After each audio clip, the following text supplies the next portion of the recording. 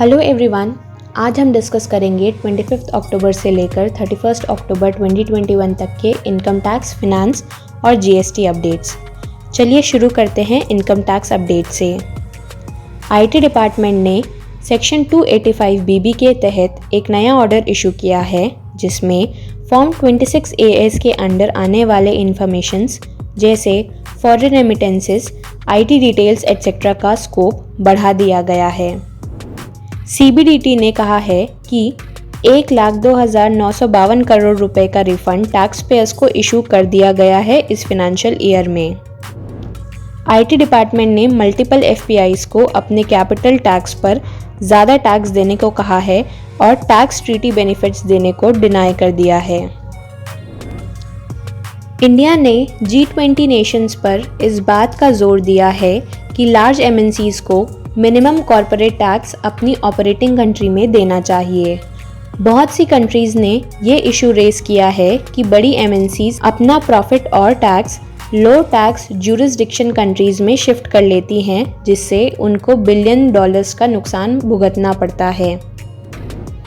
Ministry of corporate affair ने general circular issue करते हुए फॉर्म 8 की फाइलिंग पर रिलैक्सेशन अनाउंस की है और फाइलिंग की टाइमलाइन LLPs के लिए एक्सटेंड कर दी है अप टू 30 दिसंबर 2021 बिना किसी एडिशनल फीस के।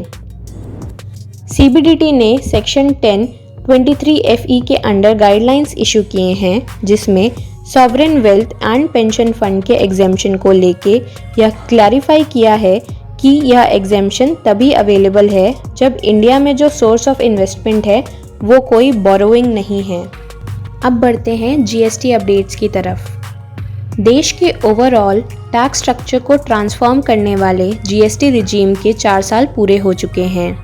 जीएसटी का एक एरिया जहां गवर्नमेंट के इमीडिएट इंटरवेंशन की ज़रूरत है वो यह है कि जीएसटी लेजिस्लेशन के अनुसार क्रेडिट का अवेलमेंट सिर्फ तब ही रिसिपिएंट को मिलता है जब सप्लायर ने सरकार को जीएसटी पे कर दी है।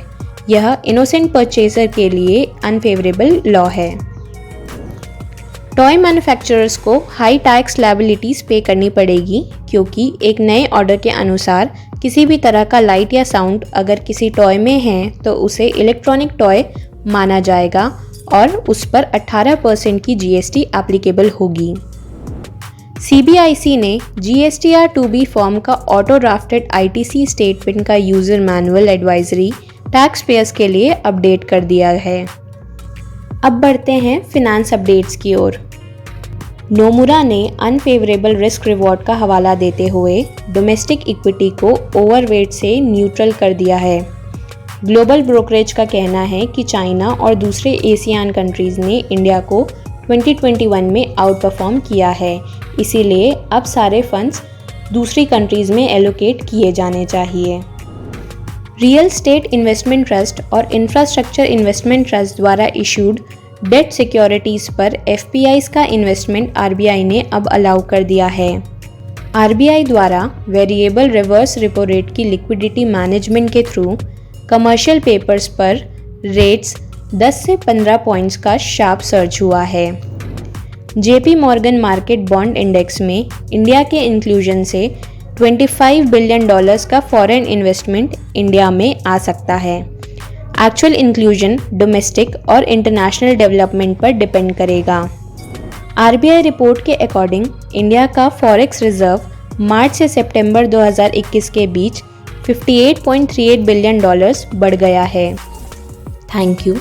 फर्दर अपडेट्स के लिए आप हमें हमारे सोशल मीडिया हैंडल्स पर भी फॉलो कर सकते हैं और कमेंट सेक्शन में अपना ईमेल आईडी मेंशन करके weekly news shorts updates personally अपने मेल बॉक्स में भी रिसीव कर सकते हैं।